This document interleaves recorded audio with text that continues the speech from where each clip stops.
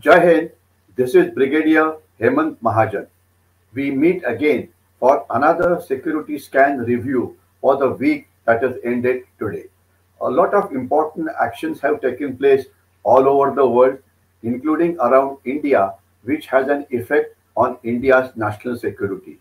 We'll talk about these issues in a brief manner. The United Kingdom is looking at the ammunition reserve that it has because the European countries have realized that to fight a long drawn war, as Ukraine is fighting against Russia, you require a lot of ammunition. The effect on India is that United Kingdom wants to buy this ammunition from India. So that's a good news for us. Second issue is the United States have shot down a large number of objects that were there in the sky after that balloon fiasco which took place some time back.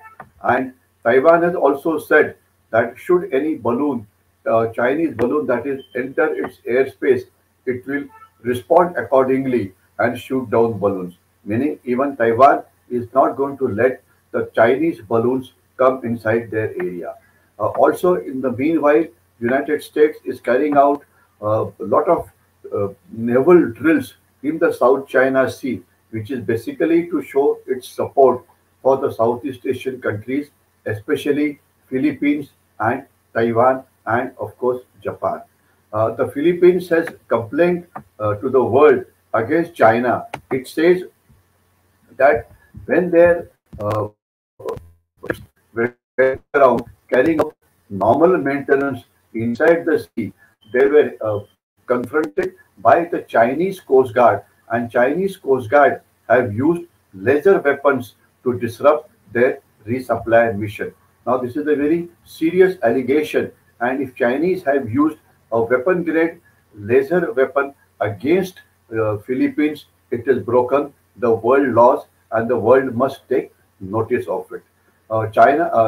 United States has also said that it will defend Philippines after the Chinese created a problem for them.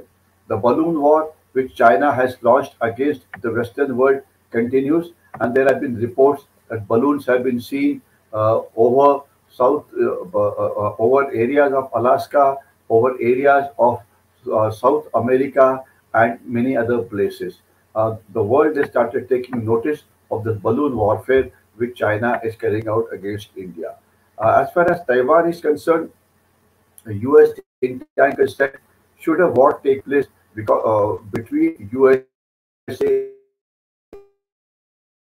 and China sides are going to suffer very heavy losses economically. This is one thing which may stop the Chinese going to a war on Taiwan. Now, the next issue is the whole world, the democratic world, is now getting up and fighting China at various levels. Now, most of the countries have realized that the Belt and Road projects which China erected under the Belt and Road Initiative are unusable, and it is of no use to them, and they have only become indebted to China. Also, another news said that Australia, which used to use Chinese surveillance cameras on their traffic post, etc., have now decided to remove the cameras because it has been said that these cameras are being used for surveillance, and the cameras information which the cameras collect goes to China. Thereby, data theft of the Australian data is taking place, by which Chinese will be able to predict as to what the Australians will be able to do in the near future or after that. Now, next issue pertains to India's internal security. The level of violence in Punjab is increasing. Protesters thrashed the Punjab police in Chandigarh when they wanted to go to the chief minister's bungalow. They were stopped. They took away a lot of police barricades. They took away tear gas guns. They took away ammunition. They took away helmets, shields, and body protector. Now, this is a very bad news.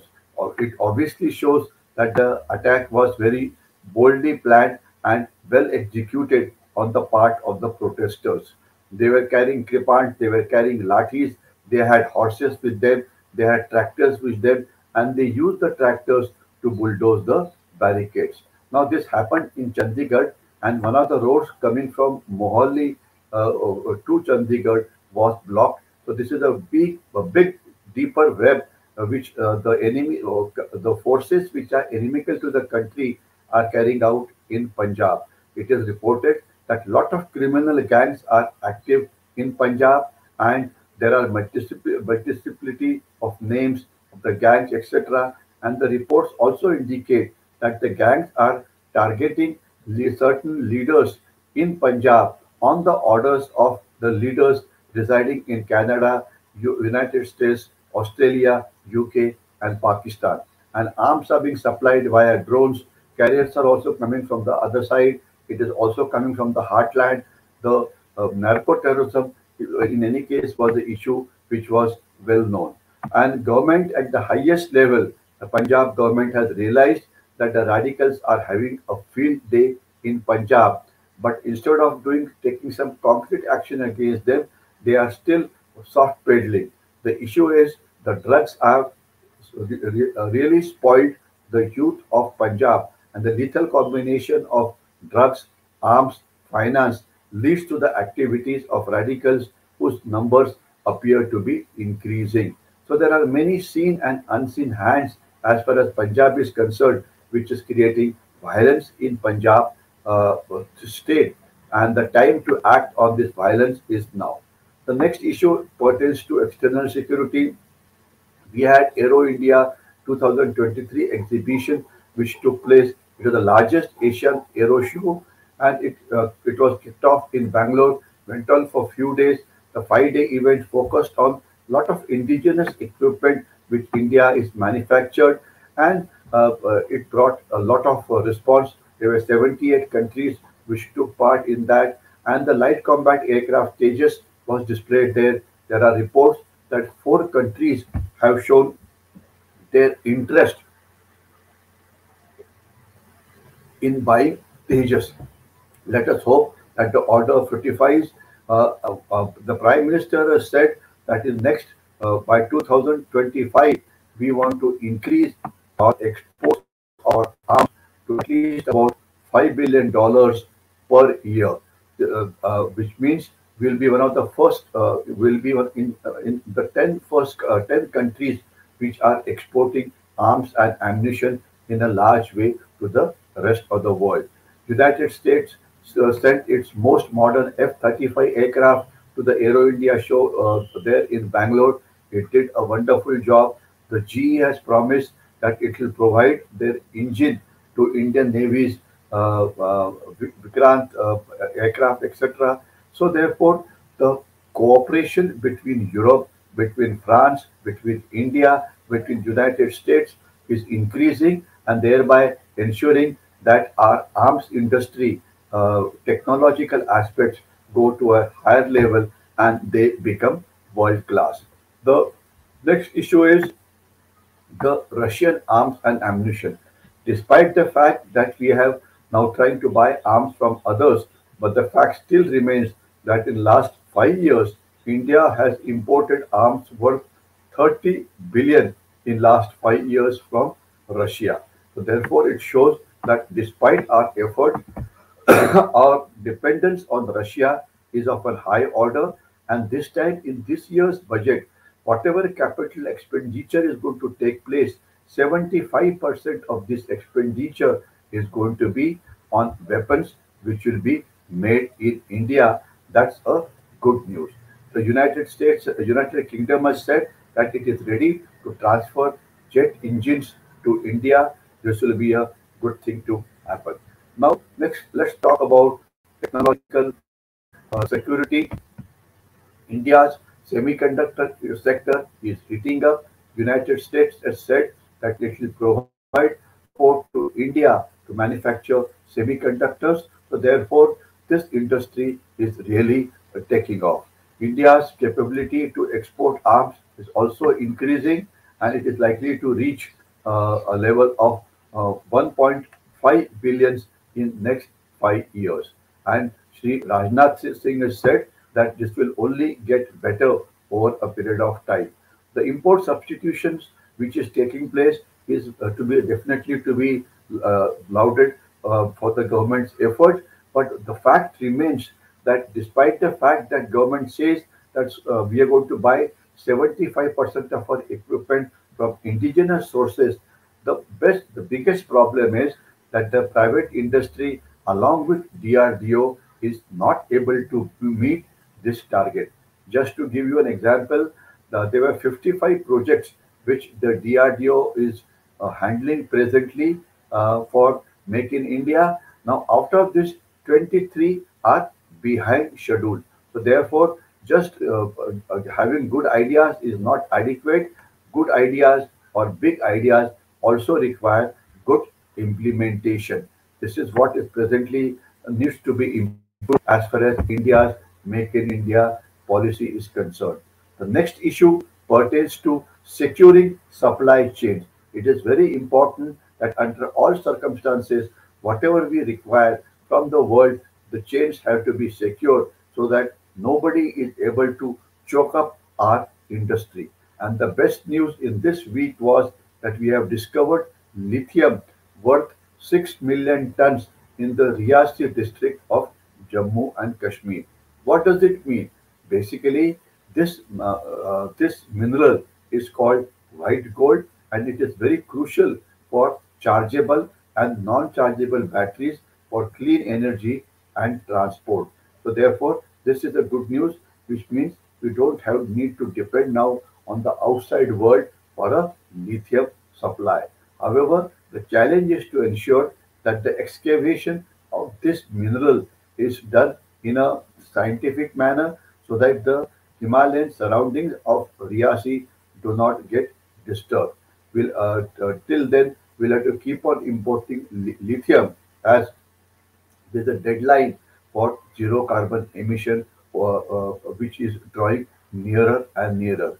So the solution is to have a viable policy in which valuable lithium is used to the best possible advantage, both economically and ecologically.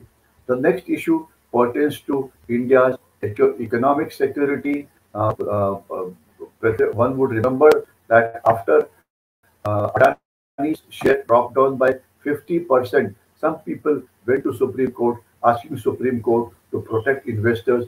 Supreme Court has told the SEBI, that is Stock Exchange Board of India, to look into the matter, which in any case they were required to do. But what is important is that the small investors are now parking a lot of money into the equities these days. So therefore, it is important that we scale up our security measures, redefine SEBI's role, ensure that best practices in the world are followed, and ensure that the misuse of economic aspects is not done by the investors either inside India or from outside. And we must ensure that they follow certain set of rules so that it ensures that there is a greater transparency as far as the companies are concerned. Fly-by-night kind of an operation should not be encouraged. This is what I suppose Government of India and SEBI will do, but we should do it earlier than later.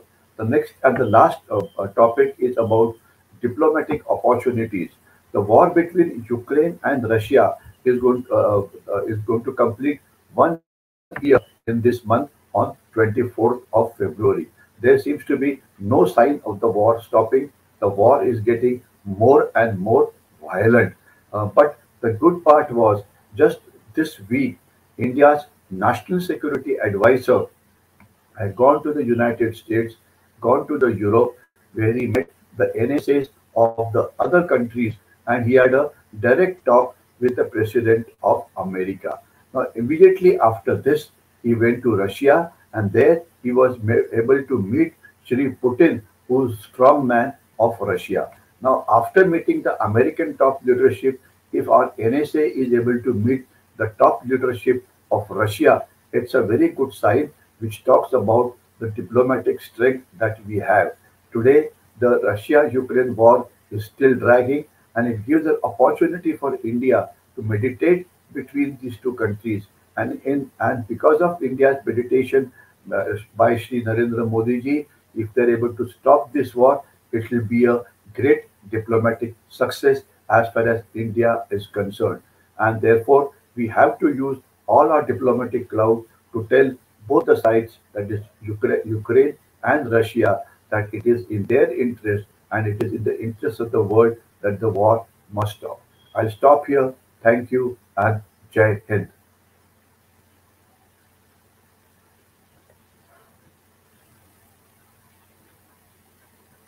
I stopped.